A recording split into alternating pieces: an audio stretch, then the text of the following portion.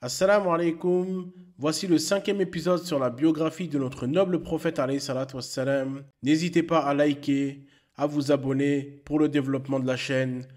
Et on est parti.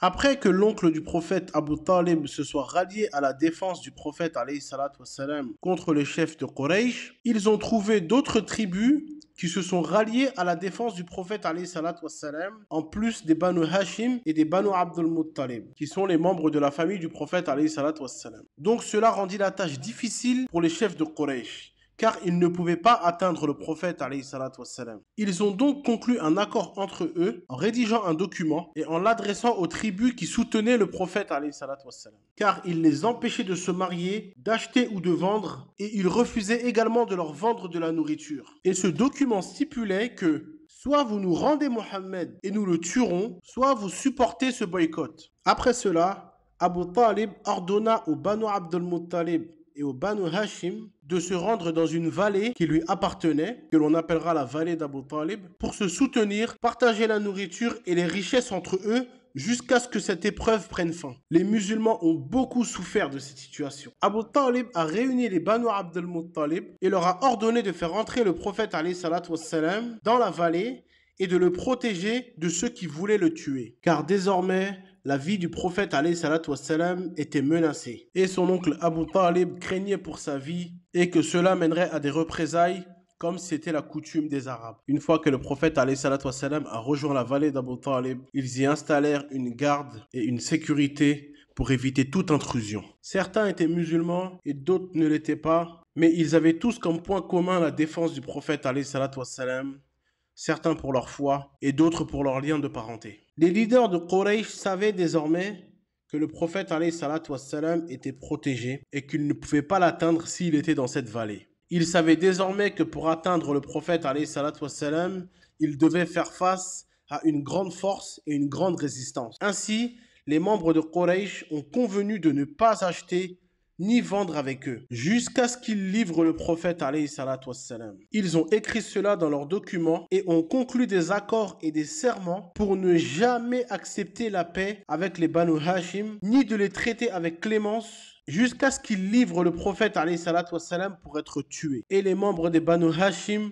ont extrêmement souffert de cette situation et de ce boycott dans la vallée d'Abu Talib qui a duré pendant 3 longues années. Durant cette période, ils étaient privés de nourriture, les marchés de la Mecque étaient fermés pour eux et ils devaient se battre pour chaque grain qu'ils pouvaient obtenir pour se nourrir. On raconte que pendant cette période, les gens mangeaient même la peau des moutons, les feuilles des arbres, des herbes et tout ce qui poussait sur le sol, en raison de la faim. Malgré cette épreuve intense, Abu Talib était toujours là pour soutenir et protéger le prophète alayhi salatu wassalam. Même quand les gens allaient se coucher, il était toujours là pour le protéger. Et il échangeait la place de l'un de ses enfants avec le prophète alayhi salatu wassalam pour le dissimuler au maximum et éviter toute tentative d'espionnage et d'assassinat pendant la nuit. 3 ans plus tard, lorsque le siège était devenu insupportable, certains parmi les Banu Hashim et les Banu Abdul Muttalib commencèrent à rassembler les membres de certaines tribus de la Mecque avec lesquelles ils avaient des liens de parenté, disant qu'il fallait rompre ce pacte injuste. Allah envoya alors des termites sur leurs documents, et personne ne savait cela. Ce document était suspendu à la Kaaba, et Allah envoya des termites qui mangèrent tout sauf le nom d'Allah. Le prophète alayhi salatu wassalam informa son oncle Abu Talib qu'Allah avait envoyé des termites pour effacer tout sauf le nom d'Allah. C'était un miracle que le prophète alayhi salatu wassalam puisse savoir cela, car il ne pouvait pas accéder aux documents. Abu Talib croyait fermement en la véracité de Mohammed alayhi salatu wassalam et se rendit directement à la Kaaba avec un groupe de personnes. Lorsque les gens de Quraysh ont vu Abu Talib arriver, ils ont dit « Ils sont venus avec Mohammed pour qu'il se rende et soit tué. » Abu Talib leur dit alors « Je suis venu vous informer d'une affaire qui vous est bénéfique. Mon neveu m'a dit qu'Allah a effacé tout ce qui était écrit dans votre document, sauf son nom, et a laissé votre trahison et votre rupture des liens de parenté. Si ce que mon neveu dit est vrai, nous serons victorieux. Et par Allah, nous ne le livrerons jamais jusqu'à ce que le dernier d'entre nous meure. Si ce qu'il a dit est faux, nous vous le livrerons et vous pourrez faire ce que vous voulez avec lui. » Ils ont alors accepté ce qu'il a dit et ont ouvert le document. Ils ont trouvé que ce que le messager d'Allah alayhi salatu wassalam, a dit était vrai. Les notables de Quraysh ont dit « C'est une magie de votre compagnon ». Certains ont dit « Nous ne sommes pas de ceux qui mentent et pratiquent la magie. Comment pouvez-vous croire cela? Si c'était de la magie, ce document n'aurait pas été effacé par Allah. » Après cela, certaines tribus et leurs membres les plus influents ont décidé de proclamer leur désaveu de ce document injuste. Ils ont convenu de rompre ce document en raison de leur lien de parenté avec Banu Hashim et Banu Abdul Muttalib. D'autres tribus ont suivi par intermittence en se désavouant du document jusqu'à ce que la majorité pense que le document devait être annulé. En voyant cela, Abu Jahl a dit que c'était une conspiration, mais le document a tout de même été annulé. Ainsi, Quraysh n'a pas pu atteindre le prophète alayhi salatu wassalam de quelque manière que ce soit. Ils se sont alors tournés vers les moqueries et l'hostilité. Ils se moquaient de lui et le Coran les critiquait en retour. Et Allah interdisa au prophète alayhi salatu wassalam dans le Coran de critiquer et d'insulter leur divinité pour que les polythéistes n'insultent pas Allah en retour. À chaque fois qu'ils se moquaient du prophète alayhi salatu wassalam, Allah révéla de nombreux versets pour les réfuter. Par exemple, un jour, Al-Walid ibn al-Mughira et d'autres personnes se moquaient du prophète alayhi salatu wassalam alors qu'il tournait autour de la Kaaba. Ils lui dirent « Ô Mohammed, viens et adorons ensemble. Nous adorerons ce que tu adores et tu adoreras ce que nous adorons. Ainsi nous partagerons tout. » C'est dans ce contexte qu'Allah révéla la sourate Al-Kafirun en disant « Qul ya ayyuhal kafirun, la a'budu ma ta'budun, wa la antum 'abiduna ma a'bud. » Cela était une réponse claire à ceux qui cherchaient à compromettre la foi en Allah. Un autre jour, Al-Walid ibn al-Mughira discutait avec le prophète alayhi salatu wassalam, et le prophète alayhi salatu wassalam espérait qu'il se convertirait à l'islam. Car s'il le faisait, beaucoup de gens de sa tribu le suivraient. Alors qu'il parlait, Ibn Maktoum, un homme aveugle, vint voir le prophète alayhi salatu wassalam et lui demanda de lui réciter le Coran. Le prophète alayhi salatu wassalam était concentré sur Al-Walid en se détournant de l'homme aveugle. Et cet événement fut révélé dans la sourate Abasa, lorsqu'Allah Azza wa Jal dit Abasa wa tawalla an ja'ahu al-a'ma. Cet événement nous montre qu'Allah valorise ceux qui cherchent sincèrement la vérité, peu importe leur statut social. Cela rappelle également que le prophète alayhi salatu wassalam était humain et pouvait faire des erreurs dans son jugement. Pendant cette période, le prophète alayhi salatu wassalam a également dû faire face à deux nouvelles extrêmement douloureuses. La mort de son oncle Abu Talib, qu'il avait toujours protégé et soutenu, et celle de sa chère épouse Khadija. Avant sa mort, Abu Talib avait conseillé au prophète alayhi salatu wassalam de se rendre à Yathrib, qui est l'ancien nom de la ville de Médine, où ses oncles maternels pourraient le protéger. Le prophète alayhi salatu wassalam a dit que Quraysh ne pouvait pas lui faire de mal tant que Abu Talib était vivant. Après la mort d'Abu Talib, le prophète alayhi salatu wassalam subit davantage de persécutions. La mort de Khadija, survenue la même année, a encore alourdi son chagrin. Une année qui fut appelée l'année de la tristesse. Khadija était connue comme étant une femme pure, même avant l'islam. On rapporte que Aïcha était très jalouse d'elle, car le prophète alayhi salatu wassalam parlait souvent d'elle avec tendresse. Il ne s'est pas remarié avant 3 ans après la mort de Khadija alayhi salatu wassalam. Le prophète alayhi salatu wassalam a dit « Les meilleures femmes du monde sont Khadija et Marie ». Après la mort d'Abu Talib et de Khadija, le prophète alayhi salatu wassalam a cherché à inviter les tribus à l'islam. Accompagné de Zayd ibn Haritha, le prophète alayhi salatu wassalam se rendit à la ville de Taïf, qui est une ville à 80 km de la Mecque et très difficile d'accès car c'est une zone très montagneuse. À son arrivée à Taïf, le prophète alayhi salatu wassalam rencontra d'abord les dirigeants de la ville. Il se présenta aux chefs, qui étaient 3 frères, puis les invita à l'islam. Tous les 3 rejetèrent l'invitation et se moquèrent du prophète alayhi salatu wassalam. Un des frères dit « Si Allah t'a envoyé, je vais déchirer le voile de la Kaaba. » Un autre dit « Allah n'a-t-il pas trouvé quelqu'un d'autre que toi à envoyer ?» Et le troisième dit « Je ne parlerai plus jamais avec toi. » Bien qu'attristé par leur dire, le prophète alayhi salatu wassalam n'abandonna pas ni perdit espoir. Certains rapportent que le prophète alayhi salatu wassalam avait passé près d'une semaine à Taïf après avoir rencontré les chefs en appelant les gens à l'islam. À Taïf, personne n'accepta son appel. Cependant, vers la fin de son séjour, certaines personnes semblaient prêtes à accepter son invitation et se convertir à l'islam. Cette nouvelle rendit furieux les dirigeants de Taïf. Ils envoyèrent donc une foule de jeunes gens pour attaquer le prophète alayhi salatu wassalam et le bombarder de jets de pierre. Malheureusement, le prophète alayhi salatu wassalam fut forcé de quitter la ville avec Zayd et ils furent tous deux blessés par les pierres qu'on leur avait lancées et leurs pieds se couvrirent de sang. Avec ce traitement grossier envers le prophète alayhi salatu wassalam, il quitta les habitants de Taïf désespérés. Il leur dit « Si vous avez fait ce que vous avez fait, gardez-le pour vous. » Le prophète alayhi salatu wassalam craignait que les habitants de Quraysh n'apprennent comment il avait été traité à Taïf, ce qui pourrait les encourager à lui nuire davantage. En dehors de Taïf, il chercha refuge dans un jardin appartenant à des notables de Quraysh. Ils le regardèrent de loin, touchés par sa détresse. Le prophète alayhi salatu wassalam, opprimé, leva les mains au ciel et invoqua Allah. En voyant la scène, l'un des responsables du jardin envoya leur serviteur chrétien du nom de Addas avec une grappe de raisins pour le prophète alayhi salatu wassalam. Addas plaça les raisins devant lui et le prophète alayhi salatu wassalam dit « Bismillah » avant de manger. Addas, étonné, dit « Les gens de cette région ne disent pas cela. » Le prophète alayhi salatu wassalam lui demanda d'où il venait. Et il lui répondit qu'il était de Ninive, qui est une ville à proximité de Babylone. Le prophète alayhi salatu wassalam dit de la ville de l'homme vertueux Yunus ibn Matta, qui est le prophète Yunus, qui a été avalé par le poisson. Addas, étonné, demanda comment il connaissait Yunus. Et le prophète alayhi salatu wassalam répondit « C'était mon frère, il était prophète et je suis prophète. » Addas se pencha alors et embrassa la tête, les mains et les pieds du prophète alayhi salatu wassalam. Les responsables du jardin, voyant cela, lui demandèrent pourquoi il faisait cela.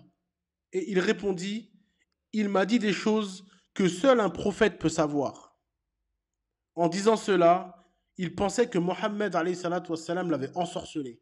Car après avoir passé 5 minutes avec lui sans le connaître, il lui embrassa la tête et les pieds. Aïcha a demandé au prophète alayhi salatu wassalam s'il avait connu un jour plus difficile que la bataille de Uhud. Le prophète alayhi salatu wassalam a répondu « Ce que j'ai enduré de la part de ton peuple était plus difficile. Et lorsque j'ai présenté mon appel à Ibn Abd Yalil, qui est l'un des 3 chefs de la ville de Taïf, et qu'il ne m'a pas répondu favorablement, je suis parti, accablé de tristesse, et je n'ai repris mes esprits lorsque je suis arrivé à proximité de la Mecque. Je levai la tête et je vis un nuage qui m'avait ombragé. Dans le nuage se trouvait l'ange Gabriel qui m'appela et dit « Allah a entendu les paroles de ton peuple et leurs réponses. Il t'a envoyé l'ange des montagnes pour que tu lui ordonnes de faire ce que tu veux à ces gens. » L'ange des montagnes salua le prophète alayhi salatu wassalam et lui dit « Si tu veux, je peux faire s'écrouler sur eux les 2 montagnes. » Le prophète alayhi salatu wassalam répondit « Non, car j'espère qu'Allah fera sortir de leur descendance des gens qui l'adoreront lui seul sans rien lui associer. » Et un autre événement se déroula lors du retour du prophète alayhi salatu wassalam de la ville de Taïf. Lorsque le prophète alayhi salatu wassalam était en prière, un groupe de djinns ont entendu la récitation du prophète alayhi salatu wassalam et décidèrent d'embrasser l'islam. Les difficultés que le prophète alayhi salatu wassalam a endurées à cette époque montrent sa résilience et sa détermination à propager la religion d'Allah. Malgré les persécutions, il continua à prêcher l'islam et à chercher des alliés pour protéger et propager le message divin. Abordons désormais le voyage nocturne du prophète alayhi salatu wassalam, un certain temps après son retour à la Mecque. De nuit, l'ange Gabriel vint voir le prophète alayhi salatu wassalam et le fit monter sur une créature céleste du nom de Al-Buraq. Une créature de couleur blanche, plus grande qu'un âne, mais plus petite qu'un mulet, qui pouvait poser son pied là où son regard se posait. Une créature remarquable capable de voyager à la vitesse de l'éclair. Le prophète alayhi salatu wassalam, accompagné de l'ange Gabriel, entama le voyage sur Al-Buraq de la Mecque jusqu'à Jérusalem. En route, il a vu une vieille femme sur le côté de la route. L'ange Gabriel lui a dit de continuer sans s'arrêter. Ensuite, il a entendu quelqu'un l'appeler de la route et l'ange Gabriel lui dit encore une fois de continuer. Et pour finir, il croisa d'autres personnes qui le saluaient sur la route. Une fois arrivé à Jérusalem, on proposa au prophète alayhi salatu wassalam de l'eau, du lait et du vin. Le prophète alayhi salatu wassalam a choisi le lait. Et l'ange Gabriel lui a dit, tu as choisi la saine nature. Si tu avais choisi l'eau, ta communauté se serait noyée. Et si tu avais choisi le vin, ta communauté se serait égarée. Avant d'être dirigé vers le ciel, le prophète alayhi salatu wassalam a dirigé une prière en compagnie de tous les prophètes, ce qui lui a valu le nom de Imamul Mursalin, l'imam des messagers.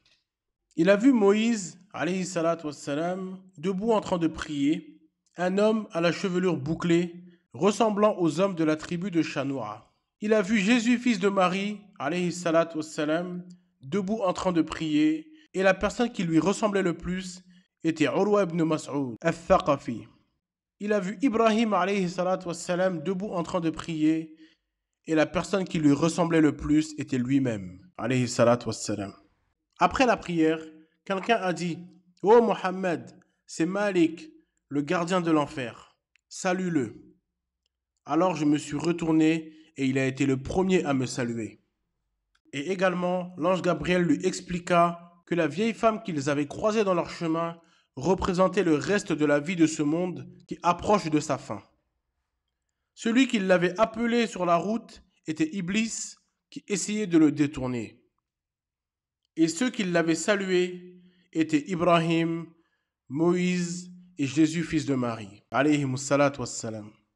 En préparation du voyage nocturne du prophète, alayhi salatu wassalam, pour se préparer à rencontrer Allah, l'ange Gabriel a ouvert la poitrine du prophète, alayhi salatu wassalam, l'a lavé avec de l'eau de Zamzam, puis a rempli une coupe en or de sagesse et de foi, et l'a versé dans la poitrine du prophète, alayhi salatu wassalam, avant de refermer sa poitrine. Ce fut la deuxième fois que la poitrine du prophète alayhi salatu wassalam a été ouverte, comme nous l'avons vu lors de son enfance. Le prophète alayhi salatu wassalam entama son voyage nocturne avec l'ange Gabriel.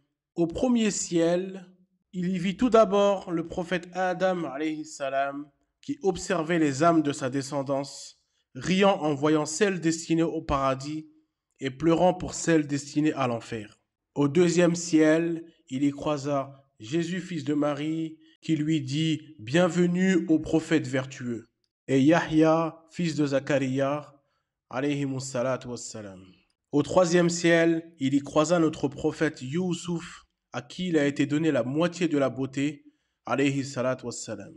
Au quatrième ciel, il y croisa notre prophète Idris, alayhi salatu wassalam.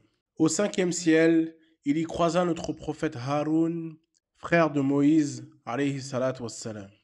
Au sixième ciel, il y croisa Moïse, alayhi salatu wassalam, qui lui dit « Bienvenue au prophète vertueux ». Et au septième ciel, il y croisa notre prophète Ibrahim, alayhi salatu wassalam, qui lui dit « Bienvenue au prophète et fils vertueux ». Car le prophète alayhi salatu wassalam fait partie de la descendance de Ibrahim alayhi salatu wassalam. Le prophète alayhi salatu wassalam a également décrit les différents châtiments qu'il avait vus lors de son ascension, y compris celui de ceux qui pratiquent l'usure, al-riba, dont les ventres étaient comme des maisons contenant des serpents visibles de l'extérieur. Il avait averti de l'interdiction de l'usure, un grave péché destructeur. Le prophète alayhi salatu wassalam a senti un parfum agréable et a demandé à l'ange Gabriel ce que c'était. L'ange Gabriel a répondu que c'était l'odeur de la coiffeuse de la fille de Pharaon et de ses enfants, qui avaient été martyrisés pour leur foi. Un jour, alors qu'elle coiffait la fille de Pharaon, le peigne est tombé de ses mains et elle a dit « Bismillah ». La fille de Pharaon a demandé si elle parlait de son père et la coiffeuse a répondu « Non, de mon Seigneur et du Seigneur de ton père ». La fille de Pharaon a rapporté cela à son père, qui a convoqué la coiffeuse et lui a demandé si elle avait un autre seigneur que lui. Elle a répondu Mon Seigneur est le Seigneur de tout ce qui est dans les cieux. Pharaon a alors ordonné qu'une grande statue de cuivre soit chauffée à blanc et qu'elle et ses enfants y soient jetés. Un par un, ses enfants furent jetés dans la statue devant ses yeux. Le dernier était un nourrisson. Elle hésita à cause de lui. Mais il lui dit, « Ô mère, sois patiente, car tu es sur la vérité. » C'était l'un des enfants qui parla dans le berceau, comme Jésus, fils de Marie. Alayhi salatu wassalam. Le prophète continua son ascension et a été élevé jusqu'à un endroit nommé Sidratul Muntaha, le lotus de la limite, dont les feuilles sont comme des oreilles d'éléphant. Il y a vu 4 rivières, 2 cachées au paradis et 2 apparentes, le Nil et l'Euphrate. Il a bu du lait, symbole de la nature saine sur laquelle nous sommes créés. Et de là, il a été élevé auprès d'Allah, seul, sans l'ange Gabriel. Et Allah lui ordonna 50 prières quotidiennes. Ce qui fait de la prière la seule obligation religieuse prescrite directement par Allah dans le ciel, et non par l'intermédiaire de la révélation. Une fois que le prophète alayhi salatu wassalam descendit d'auprès d'Allah, le prophète Moïse alayhi salatu wassalam lui demanda qu'est-ce qu'Allah lui avait ordonné. Le prophète alayhi salatu wassalam lui répondit 50 prières quotidiennes. Moïse alayhi salatu wassalam lui dit retourne voir ton Seigneur et demande-lui une diminution. Le prophète alayhi salatu wassalam retourna auprès d'Allah et demanda une diminution. Et Allah réduisit les prières de 50 à 5, mais en récompensant chaque prière comme si elle en valait 10, conservant ainsi la récompense des 50 prières. Lors de son retour du voyage nocturne, le prophète alayhi salatu wassalam retourna voir son peuple et l'ont une fois de plus démenti. Ils lui ont donc demandé des détails sur la maison sacrée de Jérusalem et le prophète alayhi salatu wassalam ne s'en souvenait pas. Il éprouva une angoisse qu'il n'avait jamais ressentie auparavant. Puis Allah lui a fait voir la maison sacrée de Jérusalem devant ses yeux et il a pu répondre à toutes les questions. Les gens de Quraysh ont entendu cette histoire étonnante et certains de ceux qui avaient cru en lui ont hésité. Ils sont allés voir Abu Bakr pour lui en parler. Il a répondu « Si cela est vrai, alors il dit la vérité. Je crois en des choses bien plus extraordinaires que cela. » C'est ainsi qu'Abu Bakr a été surnommé As-Siddiq le véridique, car il a cru au prophète alayhi salatu wassalam sans aucun doute.